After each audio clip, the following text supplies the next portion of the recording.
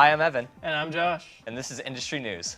So, No Man's Sky is getting sued by the UK's Advertising Standards Authority over false advertising for their game, which I think is hilarious.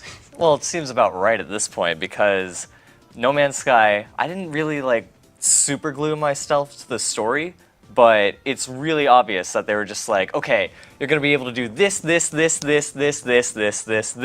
this. have a list of those things. Yeah, what are those lists? The list is issues with UI design, large-scale combat, flowing water, size of creatures, behavior of ships and sentinels, aiming systems, and more.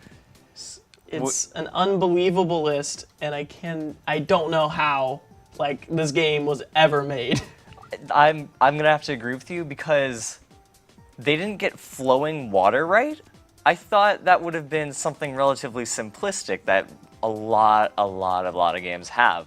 And to, number one, advertise that, and number two, not live up to that advertisement, I can half see why that they're getting sued. And the producer at Sony was getting really fed up during production because they kept saying that they're doing more and more and more. And he's like, there's no way they're going to get all this in the game. And he was right. Yeah.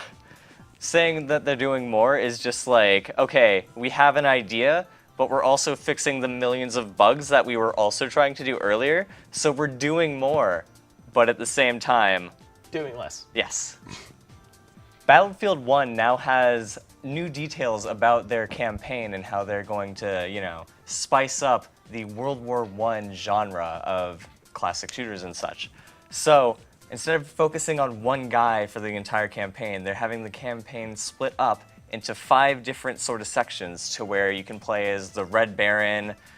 I forget it's a lot of historical figures on multiple sides of the war, and it focuses on pretty big events during the war. So one situation you have, you're rushing messages across borders. Another one, you're sabotaging a train and having that blow up.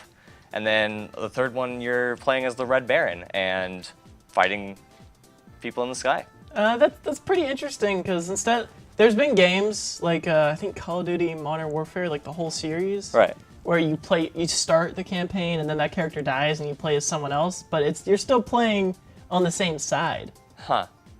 So the way that this is structured, it sounds like whoever is supposed to win that battle in the war, you're gonna be playing on their side and fighting through that. Exactly. So It'd be super cool. basically, I feel like part of the reason that they're doing this is because it's oh man, the Great War, that's a lot to cover. That's a lot of cool things that we have to cover. Let's just do them all. Let's do as many as we can. That'll be good.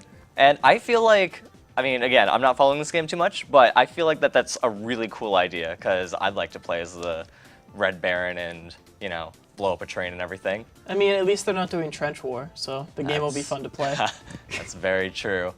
They're also trying to incorporate the sort of massive, giant, open world type of feel that you get in the multiplayer into the campaign. So that'll be interesting to see how they implement that. Maybe they'll just use multiplayer maps and make it a campaign like Brink did. I love that. My go-to is Halo Reach, to where it's just you're in the campaign, there's just a chunk of the campaign level, and it's oh, I'm actually playing that in multiplayer. That's awesome. I've been Evan. And I've been Josh. Now back to the show.